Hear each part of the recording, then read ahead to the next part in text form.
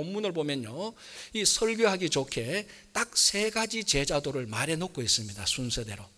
그래서 오늘 우리가 이 본문을 순서대로 살펴보므로 주님께서 원하시는 제자도, 제자의 길이 무엇인가 우리 같이 한번 말씀을 나누어 보도록 하겠습니다. 자, 어떤 사람이 예수님께 나와서 이렇게 말씀하십니다. 어디로 가시든지 내가 당신을 따라가겠습니다. 이렇게 말을 했습니다. 자, 여기서 따라간다는 말은요, 당신이 학교 갈 때 내가 그냥 동행하겠다, 바다로 여행 갈 때 동행하겠다, 이 정도에 따라간다는 말이 아니고, 여기서 따라간다는 말은 제자가 스승을 따라간다고 말할 때 쓰는 바로 그 표현입니다. 그래서 어떤 사람이 예수님을 따라가겠다, 이 말은 바로 예수님의 제자가 되겠다는 것입니다. 자, 제자는 자기 스승을 배우는 사람입니다. 우리가 보통 배우는 사람이라고 말을 하면은 학생이라고 생각하는데, 학생과 제자는 배운다는 입장에서는 공통점이 있지만요, 이 학생과 제자에게 있어서 중요한 차이점이 있습니다. 무슨 말인가 하면요, 어떤 차이점이 있는가 하면은 학생은 자기가 원하는 것을 배웁니다. 자, 예를 들어서 우리 대학생을 한번 생각해 보십시오. 대학생들이 학교를 선택합니다. 자기가 원하는 학교를 선택하죠. 그리고 자기가 원하는 전공을 선택합니다. 그리고 그 전공에 들어가서도 자기가 필요한 과목을 듣습니다. 학생이 배우는 사람인데 자기가 원하는 것을 선택해서 자율적으로 배웁니다. 반면에 제자는 선택과 자율이 없습니다.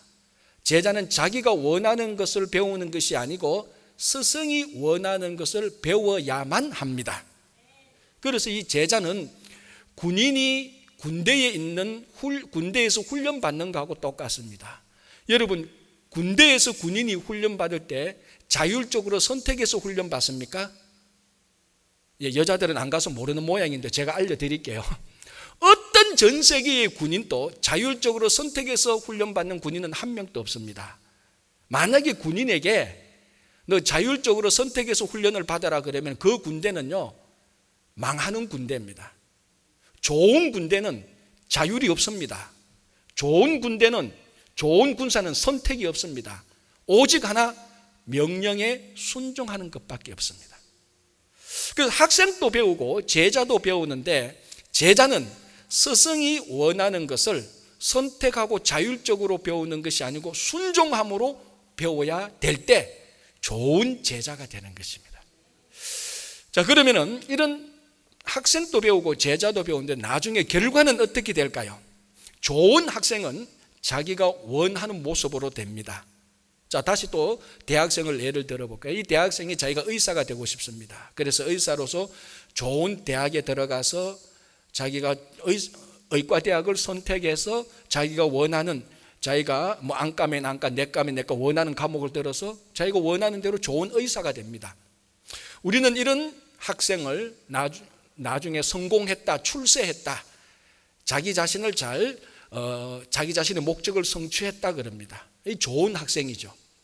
그런데 좋은 제자는 자기가 원하는 모습으로 되는 것이 아니고 스승이 원하는 모습으로 되는 것입니다. 왜? 선택과 자율이 없고 스승이 가르치는 것만 배우기 때문에 결국 나중에 좋은 제자는 스승을 닮아가는 것입니다. 스승이 가르치는 대로, 스승이 원하는 대로 되는 것입니다. 오늘 첫 번째 사람이 주님이 어디로 가시든지 내가 따라가겠다는 것은 내가 학생이 되겠다는 말이 아니고 주님의 제자가 되겠다는 것입니다. 이 제자는 선택이 없습니다. 자율이 없습니다. 자기가 원하는 것을 배울 권한이 없습니다. 주님의 말씀, 자기 스승되는 주님의 말씀에 순종하고 주님이 원하는 사람으로 다듬어지는 것입니다. 극단적으로 말하면은 주님이 원하는 사람으로 다듬어진 경우에 극단적으로 어떠한 단체나 사회에서 실패자로 보일 수도 있습니다. 그러나 이것은 세상의 관점에서, 학생의 관점에서는 실패자이지만은 스승 되시는 예수님의 관점에서 볼 때는 가장 좋은 제자입니다. 바로 한국 교회에서, 그리고 우리 이민 교회에서, 미국 교회도 마찬가지입니다. 제자 훈련 프로그램이 없는 교회는 거의 없을 것입니다. 교인 10명, 5명 있어도 제자 훈련 프로그램이 다 있습니다. 나쁘다는 게 아닙니다. 특별히 한국교회는 근 한 20년, 30년 동안 제자 훈련 프로그램을 통해서 많은 제자를 길렀습니다. 그런데 이 제자 훈련을 통해서 많은 제자가 배출되었는데 결과적으로 보니까 제자가 아니고 그냥 학생만 많이 키웠습니다. 제자 훈련 프로그램을 하는데도 자기가 원하는 것만 합니다. 자기가 좋은 것만 합니다. 그래서 그 훈련을 마쳐도 예수님의 모습처럼 닮아가는 것이 아니고 자기가 만들어 놓은 이상적인 신앙인으로 갑니다. 그건 분명히 차이가 있는 것이죠. 오늘 주님을 따라가겠다는 것은 내가 주님이 나를 만드는 대로, 주님이 나를 다듬는 대로 만들어지겠고 다듬어지겠다는 것입니다. 그게 제자입니다. 신앙은 학생을 길러내는 것이 아니고, 자기가 원하는 대로 성공하고 출세하는 사람을 길러내는 것이 아니고, 예수님께서 원하는 사람으로 훈련시키는 것이 신앙입니다. 그래서 오늘 우리가 이 제자도에 관하여서 말씀을 드리면서, 내가 성경 공부를 하고 예배를 드리고 말씀을 드릴 때 철저히 예수님이 원하시는 대로 따라가는 것이 좋은 제자가 되는 것입니다. 그럼 이런 좋은 학생이 아닌 좋은 제자가 되기 위해서는 반드시 스승을 닮아가기 위하여서는 고난의 대가가 따릅니다. 우리가 예수님의 제자가 되어서 고난의 대가를 지불할 때 영원히 계시는 예수님은 우리를 영원히 지켜주십니다. 그래서 우리는요, 고난의 대가를 두려워하거나 염려하거나 미리 걱정할 필요가 전혀 없습니다. 예수님께서 보호하고 지켜주시고 인도해 주시고 더 좋은 곳으로 보상해 주기 때문에 그렇습니다. 이사야 43장 2절, 우리가 좋아하는 구절 있잖아요. 1절 2절부터면 내가 너를 지명하여 불렀나니 너가 물 가운데 가도 내가 너와 함께 있겠고, 강을 건너가도 물이 너를 침몰하지 못하고, 불 가운데 가도 불꽃이 너를 사르지도 못하고 태우지도 못할 것이다 라고 말을 합니다. 우리가 예수님의 제자가 될 때 물 가운데로 가고 불 가운데로 가죠.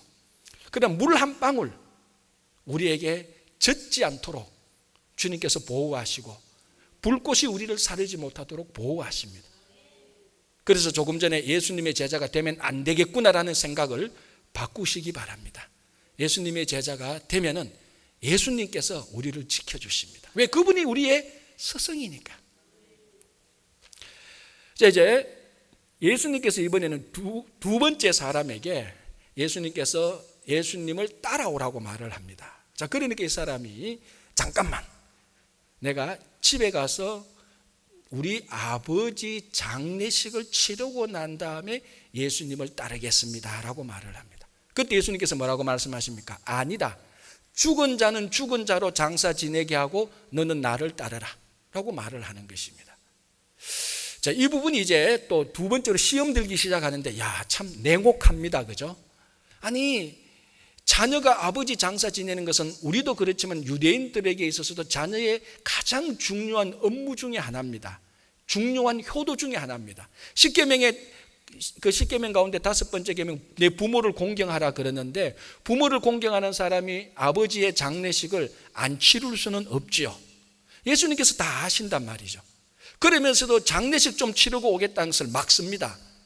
참 잔인하고 냉정하고 엄격하게 보입니다. 그러나 여러분, 오해해서는 안 되는 것이, 이걸 글자 그대로 봐서는 안 되는 것이, 정말로 예수님은 예수님의 제자가 자기 집에 가서 부모의 장례식 하는 것을 금지하는가? 그게 아니라는 겁니다. 이 안에 담겨진 의미를 찾아라는 것입니다. 자, 우리가 이렇게 한번 생각해 보십시오. 만약에 한 사람이 자기 아버지의 장례식을 치르고 예수님을 따른다고 한번 생각해 보십시오. 첫 번째 우리가 상상할 수 있는 것이, 분명히 자기 집에 아버지는 계십니다. 아버지가 아주 만약에 건강하다고 생각해 보십시오. 30대의 아버지가 55세라고 생각하면, 아주 건강하면 아버지 장례 치르려면 한 20, 30년 기다려야 됩니다. 그죠? 아니면 40, 50년 기다릴 수도 있죠. 그럼 언제 예수님을 따릅니까? 오랫동안 기다려야 돼요. 그러나 오늘 본문을 볼 때는 이 정도 상황은 아닌 것 같고요. 좀 더 가능성이 있는 상황이 뭔가 하면은, 이분은 아무래도 아버지가 곧 이제 돌아가실 것 같습니다. 그러니까 이분을 보니까 아버지가 곧 돌아가실 것 같은데, 그래도 장례식은 치르고 가야 되지 않겠나. 정말 합당한 생각이고 누가 봐도 고개를 끄덕끄덕할 정당한 생각입니다. 그러나 여러분, 여기서 이것조차도 예수님은 안 된다라고 말을 했습니다. 자, 엄격합니다. 자, 다시 한번 또 다른 걸 생각해 보고 난 다음에 이 부분을 생각해 봅시다. 최근에 밝혀진 것 가운데 하나가 이 당시 유대인들은 사람이 죽으면 2번 매장을 했다고 합니다. 첫 번째는 우리가 아는 대로 사람이 죽으면 그 시신을 돌로 된 무덤에 넣습니다. 1차 매장인데 한 1년 정도 지나서 1년 정도 지나면 사람의 시신 가운데 살이 다 사라지고 뼈만 남습니다. 그래서 이 뼈를 다시 추려서 박스 같은 데 넣어가지고 우리말로 아마 가족묘 같은 데 다시 매장합니다. 이걸 2차 매장이라고 합니다. 이 기간이 한 1년인데 이제 어떤 사람은 본문을 보면서 이 유대인의 풍습을 이해하면은 이 상황을 알 수 있다고 말합니다. 자, 죽은 자는 죽은 자로 장사 지내라고 예수님께서 말씀하십니다. 뭔가 하면 아마 이 사람은 자기 아버지가 지금 죽어서 돌로 판 무덤에 1차 매장이 끝났습니다. 이 2차 매장을 기다리고 있는 요 중간일 수도 있다는 겁니다. 그러면은 잠깐만 기다리시오 예수님, 우리 아버지 2차 매장 뼈 요거 다 묻고 난 다음에 따르겠습니다 라고 말합니다. 그래서 주님께서 그러지 말라, 그 가운데 이미 죽은 사람이 있지 않느냐, 1차 매장 때 죽은 사람이 2차 매장할 사람을 장사 지내게 하고 너는 나를 따르라는 것입니다. 자, 어느 경우를 봐도 한 가지 중요한 공통점이 있습니다. 뭡니까? 주님을 따르는 시간이 연기된다는 것입니다. 그것이 1년이든 10년이든 아니면 며칠이든지 간에 주님을 따르는 시간이 연기되고 있는데 주님께서 그 조그만 때로는 며칠도 참지 않으시고 주님을 따르라고 말합니다. 왜냐하면 예수님을 따라오는 것이 그만큼 긴급하고 그만큼 우선 가치가 있다는 것을 말해주고 있는 것입니다. 이 당시 제자가 스승을 따라가는 것에 있어서는요, 제자가 이분이 나의 스승이라고 생각하고 따라갈 때는 거기에 최우선의 긴급성과 우선 가치를 줘야 됩니다. 다른 것이 중간에 끼어들면 절대로 안 됩니다. 그래서 오늘 이 사람이 아버지 장례식을 하고 오겠습니다라고 말할 때 그것까지도 주님께서 자릅니다. 안 된다. 그것보다도 더 우선적인 것이 제자가 된다면 스승을 지금 당장 따라온다는 것입니다. 따라와야 된다는 것입니다. 그래서 이 예수님의 제자도에 있어서 우리가 중요하게 생각할 것은 결코 제자로서 해야 될 일을 연기해서는 안 된다는 것입니다. 제자도에 있어서는 2차, 3차 시간이 없습니다. 1차 시간밖에 없습니다. 그 1차 시간을 붙들 때에 제자가 된다는 것입니다. 여러분, 우리 독일계 유대인 가운데 가장 갑부가 로스차일드 집안이 있습니다. 뭐 많은 사람들이 알지만요. 이 로스차일드가 18세기, 19세기 사람이죠. 이제 한 번은 이제 유럽에서 큰 거부가 되고 난 다음에 미국으로 진출하려고 했습니다. 그러면 이제 미국에 그 지사를 만들어야 되잖아요. 그래서 자기 가운데 아주 똑똑한 그 부하를 불렀습니다. 내가 미국에 진출하려고 하는데 자네가 미국의 지점으로 좀 가게. 그러니까 이 첫 번째 부하가 아니 유럽에서 미국 간다는 게 만만치 않잖아요. 자기 삶을 다 바꿔야 되니까 한 열흘 정도 시간을 주십시오라고 말했습니다. 로스차일드가 알았다, 내가 다시 연락하게 했는데 또 보니까 또 다른 똑똑한 부하가 보이는 거예요. 내가 미국으로 진출하려고 하는데 자네가 좀 가게 하니까 이 사람이 한 3일만 시간을 달래. 알았다, 내가 다시 연락하겠다 하고 보니까 또 똑똑한 사람 하나가 보이는 거예요. 내가 미국으로 진출을 하려고 하는데 자네가 갈 수 있겠나? 예, 지금 당장 가겠습니다. 그럼 당신 보따리 사가 가게. 당신이 이제부터 로스차일드 가문의 샌프란시스코 지점장인 해서 이 사람이 갔습니다. 이 사람이 샌프란시스코 최대 갑부인 줄리어스 메이라는 사람입니다. 자, 여러분, 첫 번째, 두 번째 부하를 보십시오. 이 사람이 안 간다는 말이 아닙니다. 갈 마음이 어느 정도 있었습니다. 그런데 중요한 건 뭡니까? 시간을 놓친 것이죠. 첫 번째 시간을 놓쳤습니다. 세 번째 부하는 그 첫 번째 시간을 잡았습니다. 오늘 본문에 나오는 이 두 번째 제자도에 나오는 사람은 예수님을 안 따르겠다는 게 아닙니다. 따르겠다는 겁니다. 그런데 지금 말고 좀 요거 중요한 일 하고, 예수님께서 말합니다. 예수님을 따르는 것보다 더 중요한 것은 없다라고 단호하게 말하는 것입니다. 여러분, 제자도에 있어서요, 제일 중요한 것은 지금 이 시간을 붙잡는 겁니다. 제자로서 해야 될 일은 연기하거나 나중에 미루는 게 아닙니다. 여러분, 우리가 하나님으로부터 또는 말씀을 통하여서 제자로서 해야 될 일에 도전을 받을 때 제일 편하게, 제일 쉽게, 제일 합당하게 거절하는 방법이 무엇입니까? 조금 있다 하지요. 나중에 하죠. 안 하겠다는 거 아니니까 죄책감도 없습니다. 미안한 마음도 없습니다. 또 지금 급한 일이 있으니까 이거부터 먼저 하고요. 그런데 여러분, 지금까지 신앙생활 해온 거 한번 보십시오. 그래서 제대로 된 길을 걸은 적이 있습니까? 바로 그 말 속에 함정이 들어가 있는 것입니다. 주님께서 그 함정을 아시는 것이죠. 정말 주님께서 주님을 따르는 제자를 불효자식으로 만들려고 장례식 팽개치라, 그런 말씀이 절대로 아닙니다. 주님도 십계명의 부모를 공경하라는 말 다 알고 계십니다. 그러면서도 이런 말씀을 하신 것은 주님의 제자가 되는 것은 어떤 가치보다 우선적인 가치가 있다. 그리고 그 가치에 따라서 해야 될 일을 결코 미루지 말라는 것입니다. 혹시나 지금 저를 포함해서 우리 가운데 예수님의 제자로서 해야 될 일을 미루고 있는 분이 있습니까? 그것이 무엇이든지 저는 알 수 없습니다. 하나님과 나 사이, 나의 스승 되시는 예수님과 나 사이의 관계입니다. 무슨 일인지 모르지만 오늘 주님께서 이 본문을 통하여서 우리들에게 주는 엄중한 도전은 이겁니다. 지금 하라는 것입니다. 이 시간, 1차 시간을 놓치면 2차 시간 때는 제자도에는 2차 시간이 없습니다. 바로 오늘 이 시간이 예수님께서 부르시는 1차 시간입니다. 자, 이제 세 번째 제자도에 관해서 오늘 본문이 말합니다. 한 사람이 와서 내가 예수님을 따라가겠는데 집에 가서 작별 인사를 하고 오겠습니다. 예수님께서 뭐라고 말씀하십니까? 쟁기를 잡고 뒤로 돌아보는 자는 하나님 나라에 합당하지 않다. 이 말의 의미는 뭡니까? 집에 가서 작별 인사하지 말고 지금 이 자리에서 따라 나오라는 것입니다. 야, 갈수록 태산입니다. 그죠? 갈수록 여러분들의 마음이 흔들리는 눈빛이 보입니다. 제자 되겠나? 아니, 가족의 인사조차도 못하고 오라는데 어떻게 제자가 되겠나? 자, 이 말은요, 또 우리 글자 그대로가 아니고 그 안에 담겨진 예수님의 의미는 뭡니까? 제자가 된다는 것은 가족이 포함되어 있는 세상조차도 미련을 가지 말고 거기에 터치하지 말라는 것입니다.